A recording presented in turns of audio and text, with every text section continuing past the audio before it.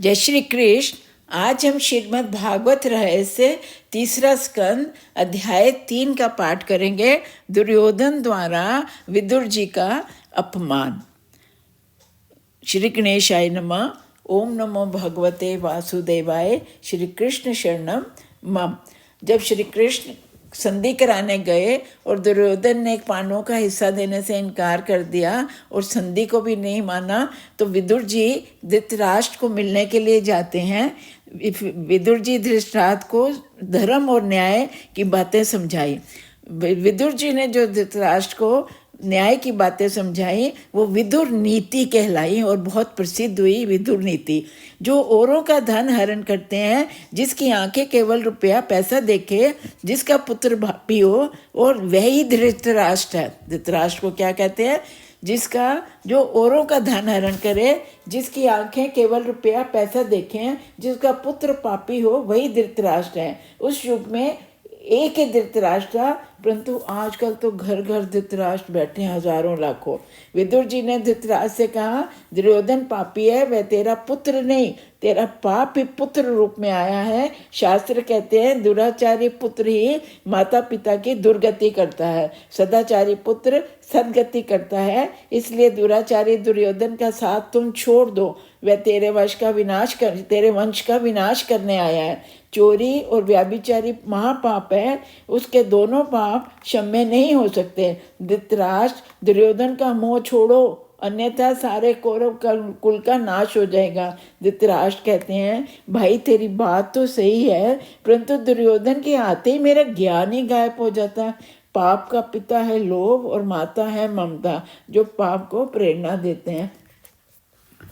धृतराष्ट्र विदुर जी ये धृतराष्ट्र को कह रहे हैं कि दुर्योधन का साथ छोड़ दो।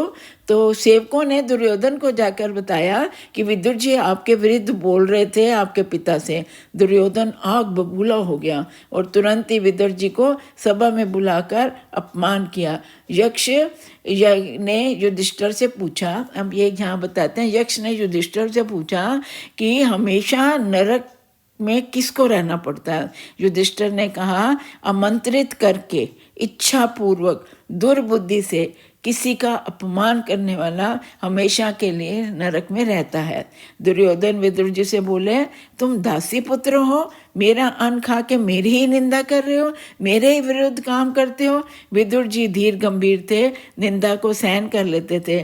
सभा में निंदा से विचलित ना होकर उसे सह लेने वाला ही संत है। समर्थ होने पर भी सहे जो वे संत है, भगवान का अवतार है। विदुर जी में इतनी शक्ति थी कि वह एक ही दृष्टिपात से दुर्योधन को जलाकर भस्मीभूत कर सकते थे, परंतु उन्होंने उस शक्ति का उपयोग नहीं किया। शक्ति का दुरुपयोग करने वाला दैत्य है। शक्ति, संपत्ति, समय का विवेक पूर्वक उपयोग करना चाहिए। देव बन सकता है, कष्ट सहते रहो तो संत बनोगे। विदुर जी की तरह 12 वर्ष तक तप करोगे, सात्विक आहार करोगे तो सहन शक्ति अवश्य आएगी। सहन करोगे तो सुखी रहोगे।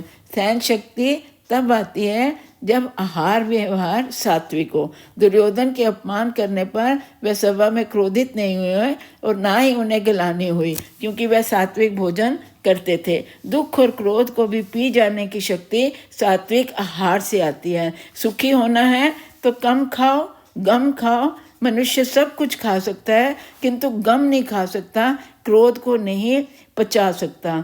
तुम्हारी कोई निंदा करे तो शांति से सह लो। ऐसा मान लो कि वह मुझे मेरे दोषों का भान करा रहा है, मेरे पाप धो रहा है। निंदा करने वाले पर क्रोध ना करो, ऐसा मानो उसमें प्रभु का कोई संकेत है। विदुर जी ने सोचा, दुर्योधन ने मेरी निंदा नहीं कर रहा, अपितु उसके अंदर बसे नारायण मुझे कौरवों का कुसंग छोड़ने का आदेश दे रहे हैं।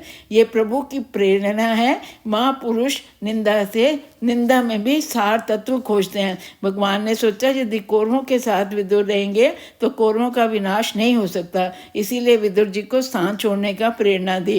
रामायण में रावण ने विभीषण को और भागवत में दुर्योधन ने विदुर जी का अपमान किया।